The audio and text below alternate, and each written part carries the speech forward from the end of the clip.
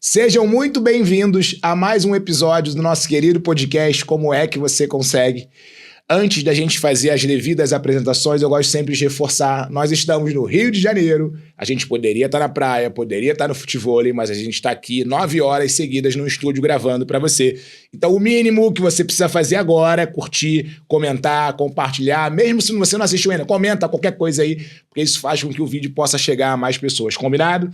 Hoje eu recebo com muita alegria a querida Tatiana Moraes. Tatiana Moraes Tatiane, ela brigou comigo antes, ela é casada, 26 anos com o querido Bruno, mãe do Miguel, mãe do Davi, ela é empresária e é uma amiga que a gente se conheceu dentro desse modelo de escola, de família, de vida, e eu tenho muita honra e muita felicidade de trazer aqui, Tati, seja bem-vinda. Muito obrigada, Vitor, obrigada pela oportunidade, obrigada pelas conexões, e é muito importante para mim estar aqui, é uma honra. Amém, então, te amém. agradeço Vamos imensamente, junto, vamos junto. Ó, normalmente a gente começa falando sempre um pouco do passado, depois a gente fala do presente, depois a gente fala do futuro. Então me conta um pouquinho da Tatiane, da Tati, pronto, na infância, Tati, mais fácil. da Tati, na infância, como é que foi a tua criação, a tua formação? Conta um pouquinho pra gente. Então, a minha infância foi uma infância muito feliz. Minha mãe engravidou muito cedinho, com 14 anos. Então, assim, desde muito cedo, né? Antes mesmo dela amadurecer, ela já teve ali um desafio de ser mãe. Então, eu acho que eu também cresci com essa responsabilidade meio de que eu também preciso cuidar dessa mãe, sabe? Desde muito cedo. Mas foi uma infância feliz. Eu sou de Minas, né? Interior de Minas. Então, eu puxo muito no X. Todo mundo acha que é carioca, mas na verdade a minha raiz é Minas. E é uma infância muito feliz, né? Paternidade, assim, eu não conheci o meu pai, mas eu tive minha mãe depois com 5 anos. Quando a gente veio pro Rio, eu tinha 5 anos, ela casou. E aí o meu pai me adotou, me deu um nome. Então, assim, eu tive essa figura paterna, mas eu com a consciência de que ele não era meu pai biológico. Então, isso deixa lacunas na gente, né? Então, hoje eu vejo a paternidade do Bruno e eu falo, nossa, que legal seria se eu tivesse tido um pai tão presente assim na minha vida. Mas isso não me fez, não me deixou de ser uma mulher potente, uma mulher que correu atrás, as lacunas da vida não me fizeram, não me paralisaram. Então, eu segui a vida, mas com uma lacuna, né? Sim, sim. É natural, né? E acho que isso pode caminhar para um lado ou para o outro, né? Às vezes, por exemplo, o próprio Bruno, você o escolheu exatamente, por provavelmente preencher essa figura de ausência e pô, esse é o pai que eu quero para os meus filhos, maravilhoso. E eu acho que é a vida também, né, amiga? Eu olho isso com muita leveza, porque eu tenho várias lacunas também, mas hoje eu olho que foi parte do processo e vamos seguir. É isso, vamos fazer o melhor que a gente pode com isso. Com o que tem, exatamente. E aí, me fala um pouquinho, quando você tá ali num processo de escola, num processo de decisão, do que você vai ser quando crescer, o que você falava? Então, eu sempre fui muito criativa e sempre muito comunicativa. Então, assim, ali já era um direcionamento de que eu deveria seguir mais para essa área, sabe? Mas eu não segui, eu fui para administração. Nada a ver, outro extremo. Nada a ver, foi para outra coisa. Sim. Enfim, eu precisava da formação e o mais próximo ali para mim era administração. Eu estava na área administrativa na época, mas quando criança eu sempre tive uma veia muito comunicativa e uma veia muito criativa. Tá. E aí, nessa faculdade, como foi o processo para você? Porque provavelmente ali vai puxando para um viés muito diferente. Então, como é que foi para você a experiência de faculdade? Então, eu queria muito me formar. O diploma, para mim, era uma coisa assim. Eu falei, não, eu quero ser a primeira mulher da minha família a ter o diploma. Então, eu preciso levar isso aqui com muita seriedade. Apesar dessa questão de ser muito comunicativa e ser muito criativa, eu sempre fui muito responsável.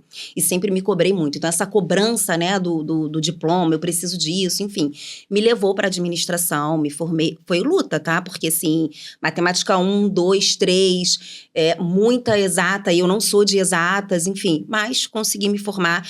E hoje eu vejo o quanto que a administração, na verdade, foi importante para que eu conseguisse galgar caminhos mais sólidos dentro da profissão, né? E levar isso também com uma base realmente importante, né? Porque não basta você ser criativa e você ser comunicativa dentro de um negócio. Se você não tiver uma base sólida, a coisa, o alicerce, ele vai se construindo errado. Sim. E aí, isso lá na frente vai trazer, né, algumas consequências ruins. Então, apesar de não ser da minha essência, né, essa parte, tanto da exatas que a administração também traz, para mim foi importante, para a construção. Veio como complemento, né? Exatamente. E como é que foi para você o processo da relação com o Brunão, que é um querido?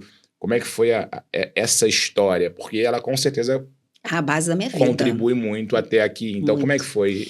Então, teve O uma olhinho festinha. brilhou, o olhinho brilhou. Meu amor. A gente teve uma festa de aniversário do Meia. E o meu vizinho era amigo do Bruno. E aí, nessa festinha, eu fui com a amiga foi beijar na boca, se perdeu de mim, fiquei sozinha. Falei, gente, agora? Como é que vai ser isso, né? Eu não posso ficar aqui até tarde, estou sozinha. E aí, encontrei esse vizinho, Daniel, o nome dele. E aí, o Bruno tava com ele. Oi, tudo bem? Como é que vocês estão? E tal. E aí, tava um vucu-vucu de gente, um empurra-empurra. Alguém me empurrou assim, meio que pra pertinho dele. Eu falei, cheiroso. Audaciosa, né? Com 14 anos, palhaçada. Aí ele ficou todo sem graça, enfim. Me levou em casa. E aí, a partir daí, a gente começou um namorinho. Depois foi pedir a minha mão em namoro, porque na nossa época tinha isso, né? A gente levava isso muito a sério. E a gente foi construindo a nossa história. E assim, que bom que Deus me deu a oportunidade de ter o Bruno na minha vida. E assim, eu me sinto muito, muito lisonjeada. E realmente, eu fico, Senhor, muito obrigada. Porque às vezes a gente acha que a gente nem merece tanto. Mas Deus colocou uma pessoa assim extraordinária na minha vida. Como marido, como pai, como provedor, como a pessoa que me dá apoio. Tudo que eu faço, ele apoia. Então assim, o meu primeiro emprego foi através dele, que foi menor aprendiz, né? Eu entrei na Eletrobras, mas eu fiz a prova através dele da São Martinho, a instituição do jovem aprendiz. Então, assim, o Bruno, ele sempre foi como se fosse o meu anjo da guarda mesmo. Ele tá sempre inserido em tudo e sempre tem a interferência dele positivamente, sabe? A gente foi crescendo, construindo a nossa família e... Mas também não tenha dúvida do seu impacto do lado de lá. Exatamente, também tem. Isso a gente não pode perder de vista, né? Também porque é um somatório, e assim como ele faz bem pra você, eu não tenho dúvida que ter essa persona ali do lado dele contribuiu muito. E aí começa, então, a chegar o primeiro filho. Como é que foi a transformação na vida? O que mudou? Quanto tempo vocês tinham? Então, eu casei aos 19. E assim que a gente casou, a gente não queria, né, logo de cara, ter os nossos filhos. A gente queria esperar um pouco mais. Aí, aos 24, eu engravidei. O Bruno é 4 anos mais velho do que eu. Quando eu descobri que eu estava grávida, ele entrou em desespero. Porque ele achava que meu Deus, como é que eu vou dar conta dessa paternidade? Como é que vai ser isso? Entrou em desespero real. Eu falei, não, a gente vai dar conta disso, né? A gente tá aqui, tá com uma relação sólida, né? Os dois trabalhando, a gente já tinha o nosso apartamento. Então, assim, a gente vai dar conta. E demos conta. E, assim, ele é um excelente pai. E aí, ontem a gente tava falando sobre isso. Que ele falou, nossa, a gente queria tanta ansiedade e não precisava de eu ter aquele medo todo. E aí, quando veio o segundo filho, ele também pirou. Ele, meu Deus, agora como é que eu vou dividir o amor que eu tenho pra um, pra dois? Eu não vou dar conta disso e tal. E deu uma surtada de novo. E aí, ele tava falando, a gente não precisava, porque, sim, as coisas podem ser mais leves. E a gente, quando tá aqui naquele olho do furacão, a gente fica naquele desespero, né? Sim. De dar conta, né, daquilo. E a gente queria trazer pra eles um cenário de família que a gente não teve. Sim. De trazer mais segurança, né? De poder encaminhar eles com mais segurança, que era o que a gente não tinha. A gente teve meio que se virar. A nossa geração era assim. Então, desde muito cedo, trabalhar e estudar. Os nossos filhos não precisam hoje disso. E a gente tenta passar para eles também o quanto que a vida é difícil. Então, eles têm uma facilidade que a gente não teve, mas não quer dizer que eles não tenham que correr atrás. Não quer dizer que eles não tenham que ter a responsabilidade deles. Mas eles não viveram o que a gente viveu. Sim. Então, eles nunca vão ter a mesma visão que a gente. A mesma casca também, né? Foram experiências diferentes. Totalmente diferentes. E como é que você vê hoje esse... Talvez já comece a entrar o primeiro tema polêmico, mas essa luta que existe entre feminismo, entre o provedor, pode ou não pode, lugar de mulher aqui, lugar de mulher aqui. Como é que você enxerga isso? Porque eu imagino que parte do processo, a partir da chegada do Miguel, teve interferência na sua vida profissional. Total. Então, como é que é a tua cabeça em relação a isso hoje, que virou polêmica no Brasil, né? Total, pois é. Eu acho que a mulher, ela tem que ter o espaço dela, sim, mas ela tem que estar onde ela se sente confortável, aonde cabe. E eu acho que cabe a gente em todos os lugares que a gente quiser. Então, eu sempre trabalhei desde os 14 anos e sei o que é você lutar pelo seu. Mas, para mim, por exemplo, quando meus filhos nasceram, foi muito mais importante cuidar deles naquele momento do que simplesmente priorizar a minha carreira. E que bom que eu pude fazer isso. É claro que a gente fica assim, meu Deus, em que momento eu vou voltar? Em que momento eu vou ser eu? Porque a gente sente falta da gente também quando chega a maternidade. Porque é tanta dedicação por um filho, né? Pra você estar ali. E não é fácil você abrir mão da carreira pra poder se dedicar ao filho, pra poder se dedicar à família. Então, assim, você acorda, quando você vê já tá de noite, se bobear, você tá com a mesma camisola toda descabelada e assim, meu Deus, até quando vai ser assim? Então, assim, é muito cansativo. Mas, ao mesmo tempo, poder abrir mão da minha carreira carreira para cuidar dos meus filhos e ter o Bruno me apoiando nisso, né? Porque se eu não tivesse ele como provedor ali naquele sentido, eu não poderia me dar ao luxo, porque é um luxo você poder ficar em casa e cuidar de um filho. Mas eu sempre senti falta de ter também a retomada do meu lado profissional. Sempre brilhou os meus olhos, eu gosto de pessoas, eu gosto de prover também, né? Então, poder também ter ele para contar e me colocar nesse lugar foi, assim, para mim foi incrível. Eu acho que, assim, a gente já tem que equilibrar vários pratinhos. Sim. Então, se a gente ficar nessa de que ou só o homem é provedor, ou só a mulher é provedor, eu acho que dentro da nossa vida, a gente vai ocupando vários espaços. E cabe para tudo, desde que faça sentido para cada um, né? Eu concordo, eu acho que menos polêmica e mais liberdade. Cada um escolhe. Cada você um escolhe o que faz mais quer, sentido. não quer, tá tudo bem, a outra quer. Eu acho que é mais leve. E muito em relação ao que você falou, é mais leve do que a gente imagina. Sua vida é a sua vida, você quer ser mentor, quer ser o que for, vai. E o teu lance é legal, né? Porque qual é a diferença de idade de 2, 4 anos, entre 3? Não, 1 ano e 11 meses. Dos meninos É pouca, assim, é na minha cabeça era maior. É pouca. Então, quando você meio que começa a se recuperar de um processo, não recupera, né? Vem outro que você ganha. Exatamente. Então você acaba ficando ali uns 3, 4 anos, mais ou menos, nessa missão. E aí, o que tocou na tua cabeça para bem, agora tá na hora de voltar, tá na hora de empreender, tá na hora de ocupar o meu espaço? Como é que foi? É porque eu acho que vai dando esse vazio da gente se perder da gente enquanto mulher, enquanto empresária, enquanto empreendedora, porque eu acho que sempre foi o meu lado, mais esse lado empreendedor. Não era uma questão assim, eu preciso voltar para o mercado de trabalho, qualquer mercado de trabalho, não. Eu preciso voltar para algo que faça sentido para mim. E que, de alguma forma, eu consiga ajudar a transformar a vida de outras mulheres. E aí fiquei naquela, o que eu vou fazer, E aí fui para a estética, e que foi a melhor decisão da minha vida, porque eu fui muito realizada. Comecei atendendo em casa, então assim, montei, né, dentro da minha casa a gente tinha, né, um quarto com banheiro. Eu falei, eu vou montar, a entrada vai ser independente, como é que eu vou fazer isso? E aquilo foi tocando meu coração e foi crescendo de uma forma que eu nunca imaginei. Como eu era CLT, e ali na CLT eu sempre levava com muita seriedade, eu não tinha ainda essa visão de me apaixonar pelo negócio. E aí na estética eu me apaixonei pelo negócio. E aí a coisa foi crescendo e foi me nutrindo. Então assim, eu era nutrida pelo meu lado mãe, esposa, mas também pelo meu lado empreendedora. Porque me faltava isso, eu precisava disso, sabe? Dessa e essa nutrição. Parte da estética, me fala um pouquinho mais. Quais áreas você atuava? Eu fazia facial e fazia corporal. Comecei pelo facial. Eu, assim, tenho uma certa dificuldade. Eu sei que as pessoas falam muito sobre nichar. Você tem que nichar, tem que nichar, tem que nichar. Mas na estética eu cuidava do facial, do corporal. Gostava dos dois. Atendia muito bem os dois. E me nutria bem. Eu não ficava nessa... Não, só posso fazer esse pedacinho aqui. Eu não acreditava nisso. É óbvio que eu acho que tem uma facilidade, às vezes, mais para uma área do que para outra, mas eu entendia que aquele todo ali eu conseguia dominar muito bem. Maravilha. E é isso também. Acho que bem a ver com o que a gente falou anteriormente. Não tem regra. Não tem regra. Se eu quero atender, tá tudo bem, me sinto bem. E aí, como é que foi esse crescimento e conta os passos, assim, depois dessa parte da estética? Então, depois que veio, né, essa montagem dentro de casa, eu comecei a sentir uma necessidade de expansão. Falei, não, agora eu preciso de um local comercial, enfim, montei uma sala, era dentro de uma academia, então a gente tinha a parte de todas as lojas, e aí eu aluguei a loja e comecei a montar, e aí, né, contratei a assistente. O que foi mais difícil para mim? O delegar no meio disso tudo. E o que para mim foi mais transformador? A forma com que eu atendia. Então, assim, eu não atendia, hoje eu vou fazer uma limpeza de pele, hoje eu vou fazer uma drenagem. Não, eu tentava tocar, e eu sei que eu tocava a alma daquela pessoa. Então, a partir do momento que ela deitava ali naquela maca, né, eu pedia também a Deus a orientação de poder, de alguma forma, fazer a diferença. Então, eu sei que ela entrava de um jeito e saía diferente daquele atendimento. Então, eu acho que o meu forte ali, o que eu tinha de mais especial, era a forma com que eu encarava e via a particularidade de cada paciente que deitava na minha maca. Então, isso para mim era o maior, assim...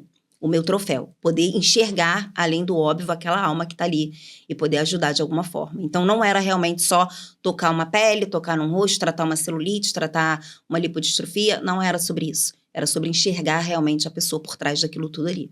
E aí, quando você se vê como empresária, né? Quais foram os principais desafios como empresária aí nesse sentido? Que você sai da casa, vai para um espaço, já muda um monte de coisa. Então, quais foram os desafios? Eu acho que o maior desafio é a gente querer dar conta de tudo e muitas vezes não pedir ajuda, né, para isso.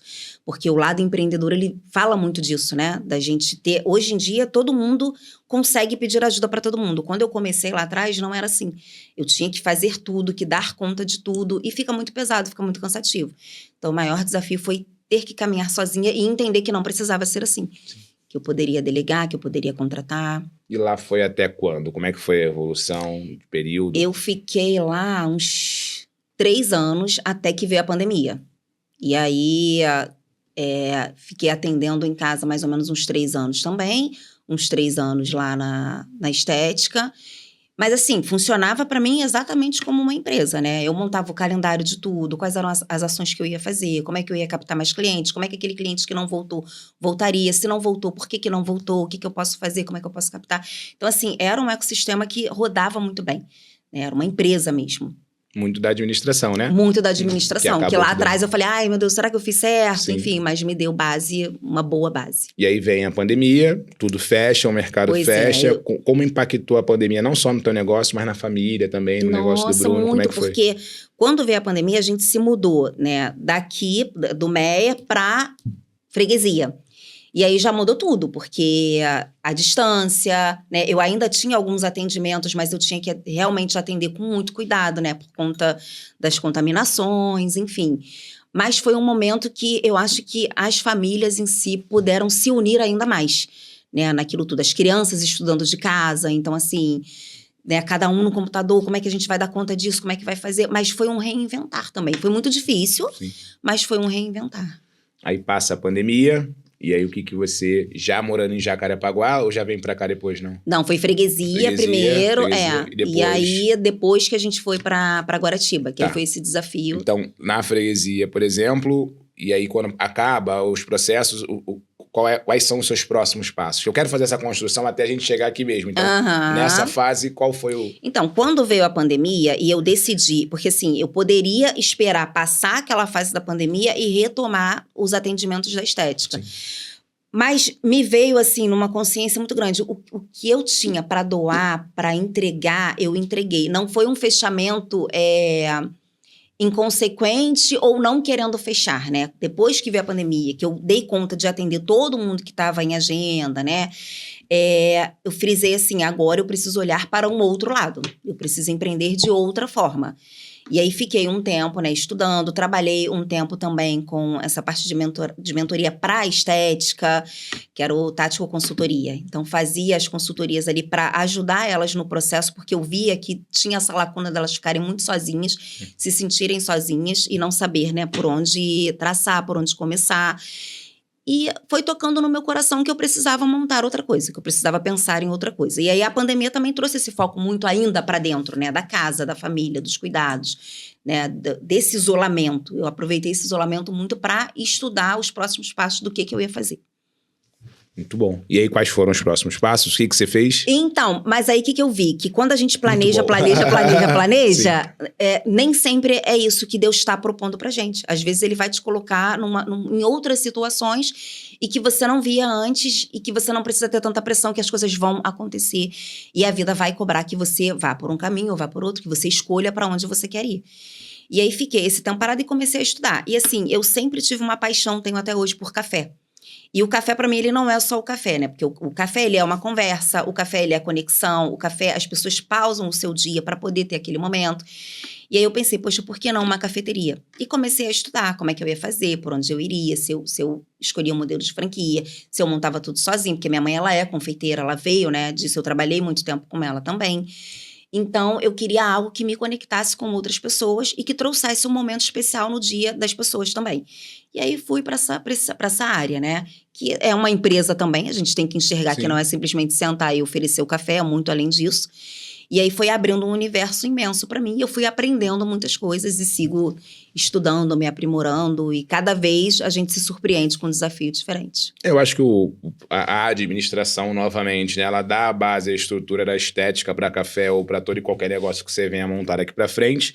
Mas eu acho que é legal também, eu gosto dessa questão do desafio novo, né? Porque Sim. você sai de uma área a qual já está acostumada, a zona de conforto, abre aspas, e você vai empreender numa outra área. Então, para você, o que você sentiu ali de diferença, principalmente de uma área para outra, quando você decide, então, abrir o teu espaço do café?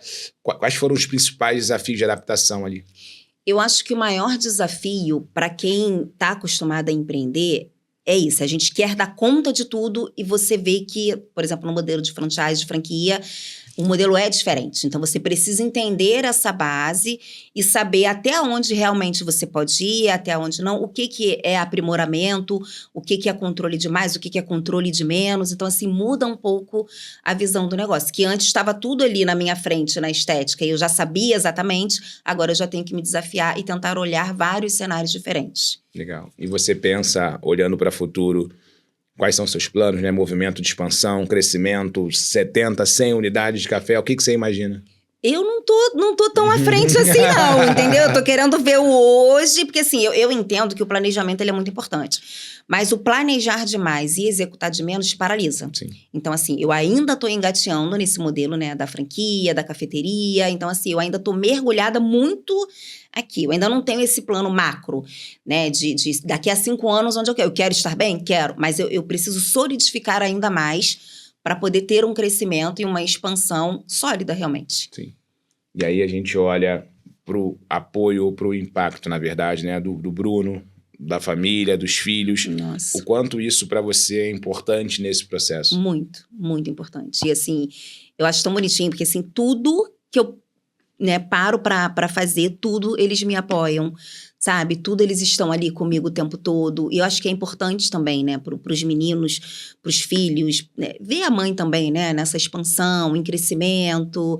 E aí eu trago muitas questões, a gente discute, conversa, enfim. Eles trazem muito das aulas também que eles tiveram com você. Legal. Do empreendedorismo, né? Como é que foi isso? Olhar de formas diferentes. E aí eu começo a ver a empreendedora mais conservadora de um, o outro mais impulsivo, mais agressivo na venda, nas decisões. Então, assim, a gente traz muito essas discussões também. Legal. E esse, não só o Bruno, mas as crianças, né? Porque no teu caso, e assim, isso eu preciso realmente valorizar. Porque assim, não é o mesmo jogo pro homem e a mulher. As pessoas acham que é. E por mais que o Bruno seja um pai mega presente, porque nós somos presentes, é diferente para a mãe, né? É diferente. Então, é diferente o conciliar essa jornada. Então, eu acho que temos que ser honestos. Os dois não partem do mesmo ponto de partida, é diferente. Então, para você, hoje, como é que você consegue organizar esses pratos? Que é o relacionamento, que é a família, que é teu corpo, que é a saúde, que é essa empresária. Então, como é que você organiza essa ordem? Tem que dar conta de tudo ao mesmo tempo agora, né? Sim. E eu acho que o pior disso tudo, na verdade, é o quanto que a mulher se cobra. Então, assim, eu sempre me cobrei muito para dar conta de tudo, né? E hoje, com a maturidade, acho que a gente vai aprendendo que não precisa ter esse controle todo, mas também não dá para delargar as coisas assim, né? Tem que a gente precisa equilibrar tudo. E eles ajudam muito até pela maturidade que as crianças estão hoje. O meu desafio maior era quando eles eram menores, que eles dependiam muito mais de mim. Hoje eles já são mais independentes, mas isso não quer dizer também que eu não tenho que ter um olhar atento, né, para o que está acontecendo. A adolescência de hoje não é a adolescência que a gente vivia, né, lá atrás. Então, assim, eu procuro equilibrar da melhor maneira possível de poder dar atenção para eles, mas também dar atenção para o casamento, mas também não esquecer de mim. Então, assim, tem épocas da vida que nem sempre fica uma coisinha linear, não. O linear, às vezes, ele é assim. Então, às vezes está em cima, às vezes está embaixo, enfim. Mas nunca esquecendo, eu acho que para a mulher o principal, sinceramente, é a gente não se abandonar. Porque dentro de vários papéis, a gente acaba deixando por último a gente e sempre priorizando o trabalho. Hoje eu não vou malhar não, porque eu preciso levar o meu filho para a escola, porque vai ter alguma coisa que é muito importante. Hoje eu não vou não, porque, não sei, meu marido está viajando, eu preciso dar uma atenção mais na casa. Então, assim, às vezes a gente vai se delargando para poder caber naquilo tudo e dar conta de tudo primeiro para os outros, né? Para eles, para a família, para o trabalho, para tudo. Então, assim, o meu desafio maior é me colocar em prioridade, que eu sempre tive um pouco dessa dificuldade. Que é muito comum, em geral, tá? Pro feminino, principalmente, é colocar todas as prioridades na frente e se sobrar tempo eu cuido de mim. Exatamente. Só que é isso, se a gente não tiver uma base bem estruturada, a gente não consegue cuidar de ninguém. É contraditório, mas é real. Então, eu sempre te acompanhei, né? Você sempre, sempre em atividade, sempre com a família. Eu lembro de evento do Dia das Mães lá, você sempre presente, a Não, correria seríssima louca. questão. Então, o equilibrar os pratos, eu gosto desse conceito de não necessariamente ter que equilibrar todos, porque vai em algum momento, Não tem como. algum vai cair. E aí, quando você olha hoje para os teus filhos, né, o processo de formação que você vem fazendo com eles, expectativas deles que eles têm, a formação, enfim, como é que você enxerga hoje esse futuro? Porque eu acho que, eu estava até falando com a esposa ontem sobre isso, vai ser tudo muito diferente. Muito. Eu vejo a Laura estudando no primeiro ano conteúdos que eu não sei nem se vão existir mais. Eu fico assim, será que é para ir? Desculpa, escola, mas não é contra mas vocês. o modelo organizacional não se atualizou. Mudou tudo. Aí tu vê a IA fazendo a chuva, e aí você tem uma criança num processo tradicional antigo. Eu falei, cara, Nossa. socialmente vai ser incrível, relação e tal, mas aquele conteúdo. Exatamente. Então, como é que você enxerga essas mudanças para os filhotes, e enfim?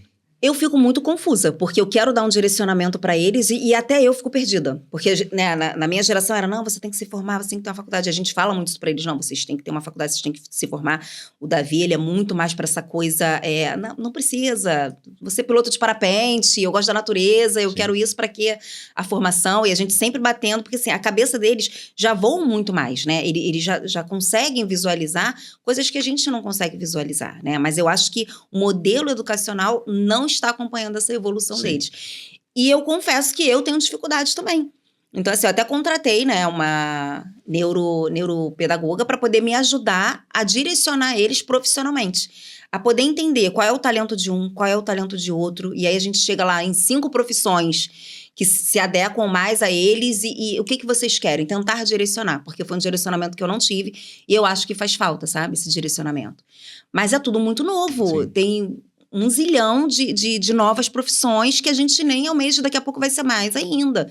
De coisas que a escola não prepara e a gente também não tem essa preparação, né? Sim. A gente tem que tentar se antecipar para poder direcionar eles da melhor forma. Acho que na nossa época, né, a gente viveu essa transição da internet. Então, foi aquele internet de escada, aquele processo.